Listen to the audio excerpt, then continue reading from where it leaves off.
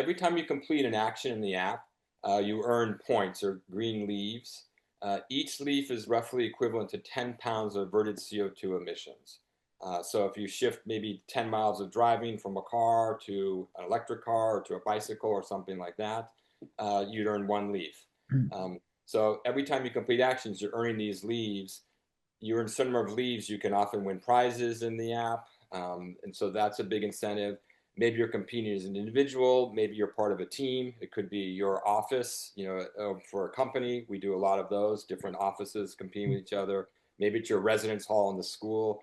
So you're competing both as an individual and part of a team. That's a great incentive for people, particularly for universities. The students are sort of mobile native and really climate native as well too. So we're really that kind of intersection there.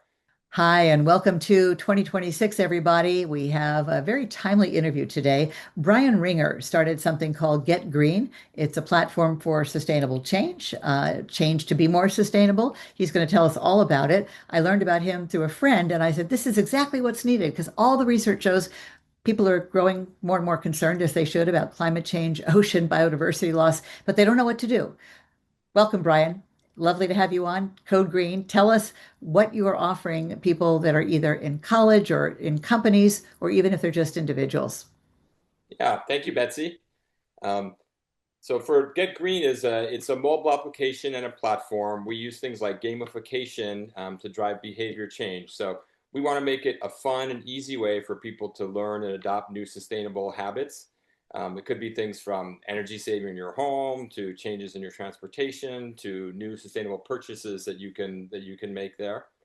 Even maybe changes to your diet as well too, and really kind of close that gap from people who want to do something now to make it a fun and easy way to make that all happen. Was that missing from the landscape?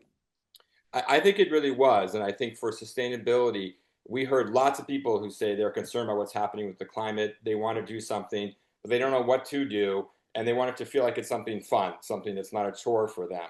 Mhm. And so we looked at some of the really successful ways that some other apps make behavior change fun. Some like the fitness apps, or maybe even like language learning apps, like a Duolingo, for example. A lot of those techniques, the credits, the reward behavior, the badges, things like that, and brought that into the sustainability space. So now people have a way to learn, take action, and have fun while they're doing it. And somehow be connected to other people so they get encouraged by each other. Exactly. So when you use the app, you're part of a green community. You can see other users on the app. You can see leaderboards and see how you compare to other users. You can see what actions they're completing and be inspired by those users. Mm. And we really focus to do versions of the app for different communities and organizations. So I know you're based in Seattle. Are you only regional or are you nationwide, worldwide? It's the internet after all, World Wide Web. Yeah, so we are nationwide and as of last year now international as well also. So we Congratulations. do versions of the app all across the United States and now in multiple countries from Canada to Australia to Japan also. Tell us how long ago you started this, why you did briefly, and how much you've grown. Yeah, we started it about 4 years ago. It really came out of one of my experiences when I was at a company called Real Networks and I ran the sustainability office there. And what we saw was that sustainability really kind of took hold once the employees were not just observers of what's happening, but they were really part of it and they were engaged. We thought if we could create something to do that, to get people inside of a company or an overall organization to feel like they're part of what's happening, you really feel engaged, then you can make a huge difference. So And you that have, that was the real desire and the motivator to put the app together. and how long did it take to grow, or how much have you grown? Yeah, we really launched the version for communities. We call it Get Green for Enterprises in the end of 2022. We started with a couple of companies and actually a few small cities as well also, and it really started to grow. The last couple of years, we've seen colleges have asked us, "Hey, could you do a version for us for our university tailored to the students there?" Mm. High schools as well too, using it as a learning aid in the classroom to really focus on individual sustainability. And now we've got dozens and dozens of partners across the country here, and as I mentioned, starting to go outside the U.S. also. And when you reach out to potential partners, what is their response usually? Um, Very often, we'll be talking with, say, the sustainability office, for a university, and they're trying to accomplish a few things. They often have a lot of great programs in place, the students are generally supportive and mindful of those, but they're not aware of them. So they're looking for some new innovative technique. And I think their old approaches of, hey, we have just a website and we list things you can go do. They're not getting the kind of reach and impact that they have. Now they've got a new tool in the toolbox. It's a cool, fun mobile app that students really like to use and really enjoy. And since there's an app for just about everything, I guess that is the current platform rather than someone's website. Certainly we see it, and particularly for universities, the students are sort of mobile native and really climate native as well too. So, Mhm. we're really got kind of intersection there. You And said, it's a much easier way in general for people to really start to do things. yeah, I'm getting used to apps too, um, not college age. So I understand you use gamification to make it fun. Give us some examples of that. Yeah, so every time you complete an action in the app, you earn points or green leaves. Each leaf is roughly equivalent to 10 pounds of averted CO2 emissions. So if you shift maybe 10 miles of driving from a car to an electric car or to a bicycle or something like that, you'd earn one leaf. Um, so every time you complete actions, you're earning these leaves. You earn some number of leaves, you can often win prizes in the app. And so that's a big incentive. Maybe you're competing as an individual, maybe you're part of a team. It could be your office, for a company. We do a lot of those, different offices competing with each other. Maybe it's your residence hall in the school. So you're competing both as an individual and part of a team. That's a great incentive for people. So you say you get a prize. Is that from Get Green? And since it's not so sustainable to have a lot of swag or tchotchkes, how do you deal with that?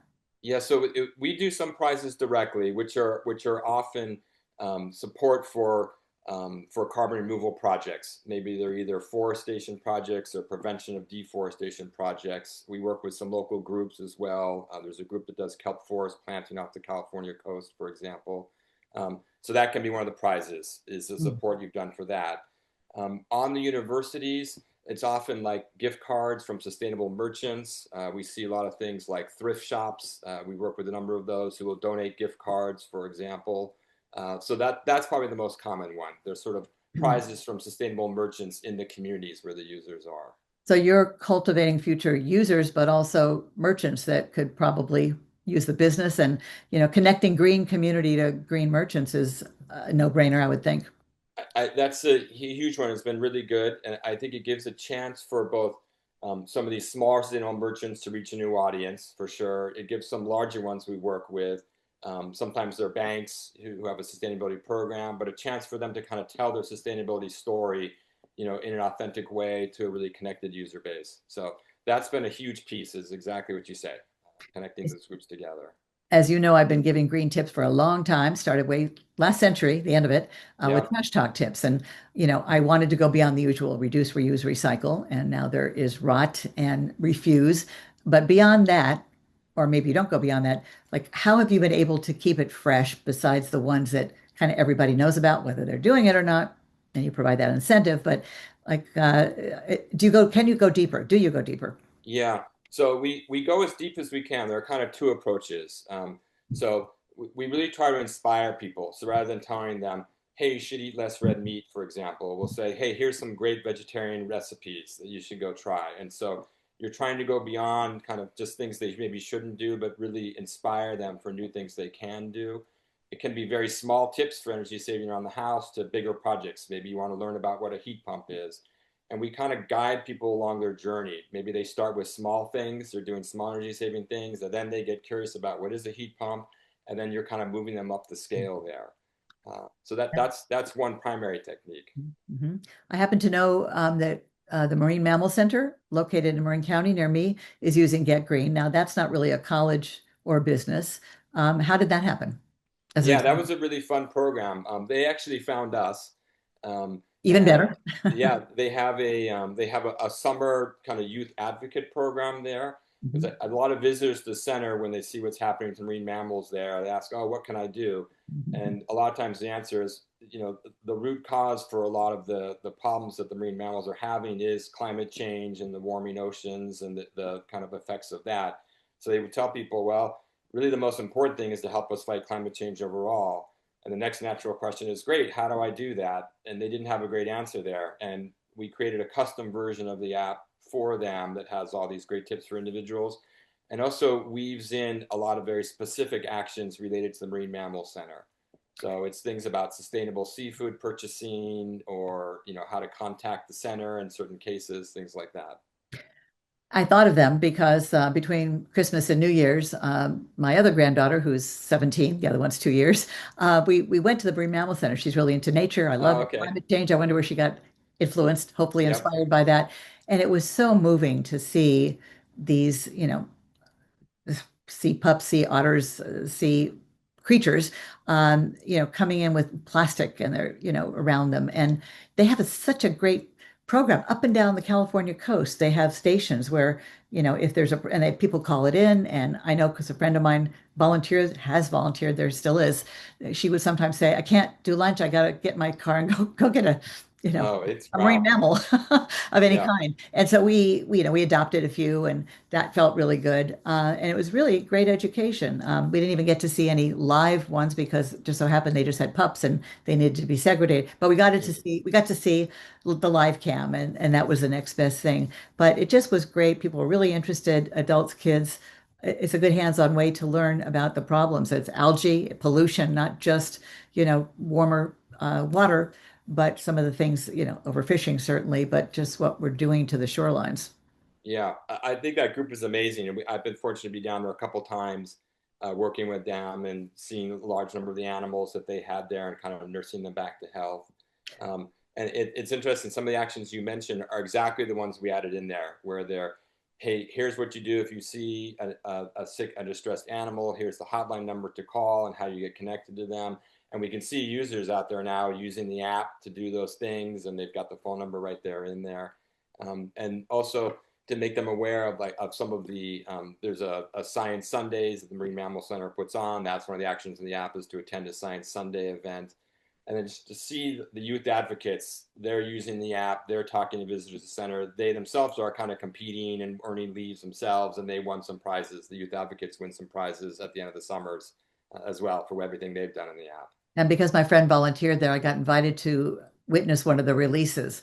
Well, bring a Kleenex. My goodness, they Oh, they wow. call them patients. Okay, they Yeah. name them, and when it's time, and it often takes many months for them to recover. The saddest thing was, babies get separated from their mothers, and Yeah. they don't know how to do anything, so they have to teach them how to eat, how to, fish basically, for dinner, and then seeing them, be released from a cage, maybe 100 feet from the ocean, the coastline, and they waddle towards the water. And I swear to God, the one that I saw, he turned around and waved before he jumped in the water.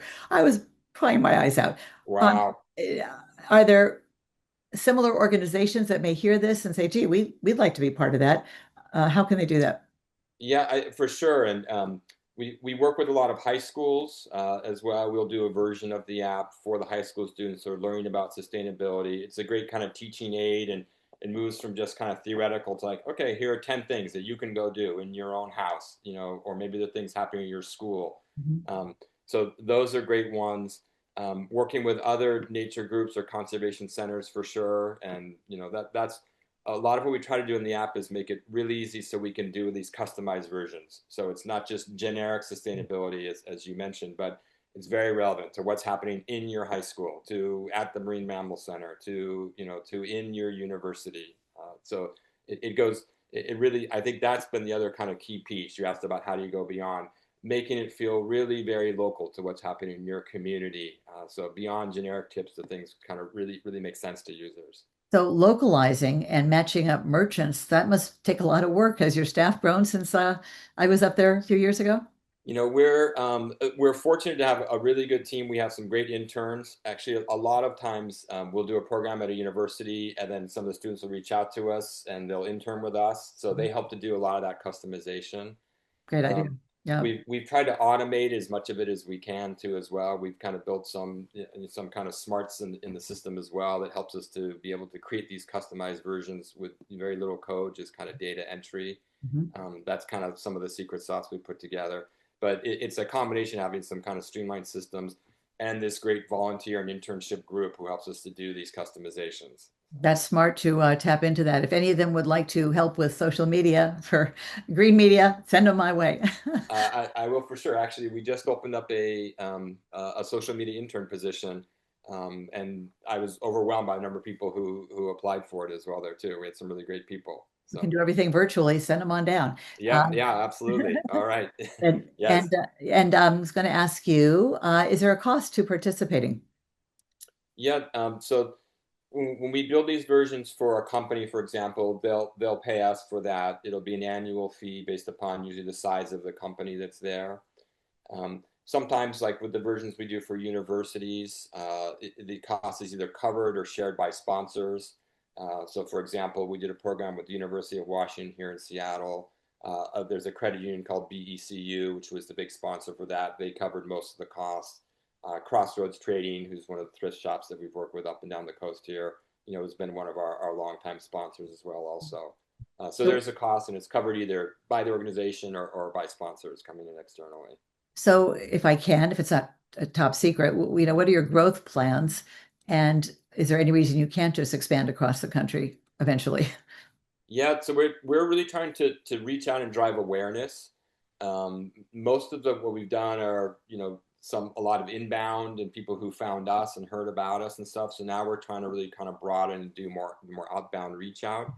Um, have a little bit of a sales team put together. We've got some great people there doing that. Um, and I would say what we've seen is maybe in the U.S. where there are some headwinds on sustainability. Just to be frank, and sometimes these programs could be funded by grants. A lot of the ones we do with cities are grant funded. Those grants have gone away.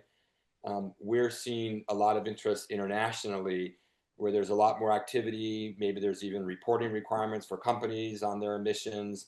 And so we've started expanding, as I mentioned, to Canada. We've got a couple programs up there. We did a program in Japan. We're working with a big group in Spain right now as well too. So I think we're going to really focus internationally, Mhm. as well as trying to drive more outbound reach out and awareness here in the U.S. Good for you. And has politics gotten in the way or maybe helped your cause as we have an administration that is clearly, openly not very green? Yeah, it's certainly a headwind here in the U.S. And to give one example, we had a program put in place with a big city here in the U.S. in the Southwest, and in December of 2024, it was all green lighted, and then in the end of January 2025, they had to cancel the program. They had lost all their federal funding for anything that smelled like climate, and so had to cancel a number of programs. So we've seen cases like that, which are really unfortunate. Um, Stupid, stupid, I, stupid, stupid, stupid. it's painful to see it for sure. No, I know. The one silver line I guess I would say is I see more smaller companies and maybe local governments who feel like, okay, the federal government's not going to lead here, but this is important for our community, for our company. We're going to do something. So we're going to step up and try to do something and show our values here. And do you have a retention rate? Can you tell how much your, app is continuing to be used after the first period? Yeah, so we're relatively new and a lot of the programs have come on recently, but we'll be in our third year with the Marine Mammal Center, for example. I think we're entering our either third or fourth year with the University of Miami, one of our early programs, the third year with the University of Washington. Um, so we have some who will just run like a month-long sustainability contest. We do a lot of those for April for Earth Month. So it's kind of a plan. Hey, they just wanted to run something and then they'll go away, maybe come back the next year. We have some programs that run all year long and just keep rolling into the next year as well, also. I think one of the benefits is working with young people, your campus initiative. Once you know, it's hard to not know, although a few politicians pretend they don't know anymore that once did before it got politicized. And they'll have this consciousness for life, one would hope. Is that part of your mission? For sure. And we try to build in the app, there's a number of kind of educational actions. So, it's like, hey, understand the climate impact of your home or the climate impact of food waste, for example, which I think is probably one that people underestimate the amount of emissions in the food supply chain, almost 30%.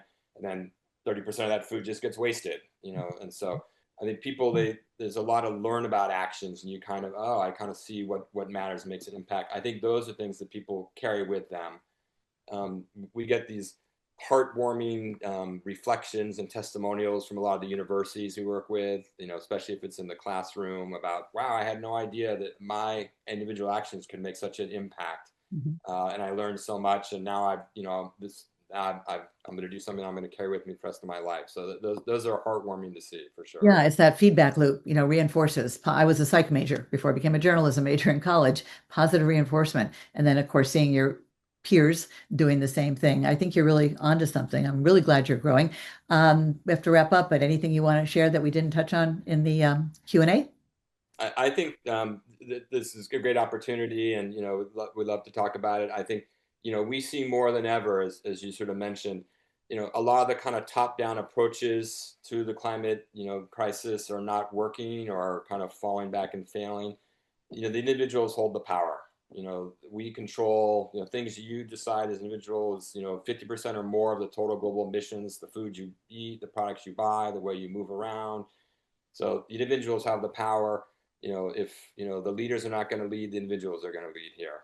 Clearly, they're not, nor Yeah, is corporate media, which is why I do my own thing. Well, it's great to see you, Brian. You got to promise me next time you're down in Sausalito, I live in the next town. So we're 15 minutes away from getting together in real life since I'm a big supporter. absolutely. Yeah, I think we'll do the program again next summer with the Marine Mammal Center, and I'll see you then, if not before. Wonderful. And how can people find you again?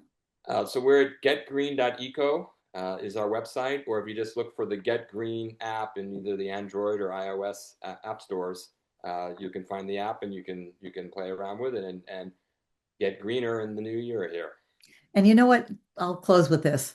The greener you are, the better you feel. Like the antidote for despair, and there's plenty of reasons for it right now, is to get active. And we say even the small, start small, and it usually grows from there. And you just feel good. It takes away a lot of your eco anxiety, even if it just feels like not much, but it adds up. And in fact, keep saying if we don't bring the public along, we're not going to reach our emissions reduction goals, et cetera. Yeah, I agree 100%. I think that point that you hit around, kind of reclaiming your agency. Like, hey, there's something out there, and I want to feel like I'm not just, there wringing my hands and worried about. I'm actually doing something, and I can see what I'm doing, how it's making an impact. It's kind of like the antidote to climate anxiety. Hey, just start Exactly. start It doing is. something. It is. And Uh, you know, Michael Mann, a well-known climate scientist, always says when he's on television, well, we have urgency, but we also have agency. And thank you, Michael. And they go to commercial. I'm like, well, tell people what to do. Yeah, It's more than you I think. love that. Yeah. So, I've pitched all the networks a program on solutions. Well, why would that be relevant in this in this time? So thank you for your solution, for being a solutionary. And I want to wish you and your team and everybody watching a great green 2026. Thank you very much, Betsy. Always a pleasure. Thank you. And we want to just remind you, Brian, to maybe share this. If you go to YouTube and put in at Betsy Rosenberg interviews, I do weekly interviews with people like you who are informative, inspiring, the most articulate, passionate people I know. And I've been doing it a few years, as you know, so I really do bring you the viewer, the best and the brightest. I like to think so. And that's my part is doing these interviews because I know so many of you over the years, and there's more challenges every day, more solutions and more solutionaries. So hope we'll spread the word. All we need you to do is subscribe to the YouTube channel, and then you'll get a little notification when interviews are posted each week. That sounds perfect. We're excited to do it. And as we talk about, we have a new social media person joining us right now. So Well, let's be in touch real soon, yes, early in the new year. sounds Thank, great. thanks so All much, right. Brian. Appreciate Okay. it. Take All care. right. Cheers.